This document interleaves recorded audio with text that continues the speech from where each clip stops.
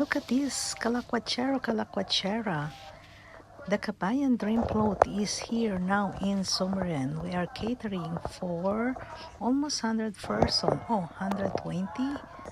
And we're doing bilao, type of bilao catering. It's like a boodle fight. Crisel, Rika, Celeste, they're arranging it. And this is for the event of Bread of Life Europe.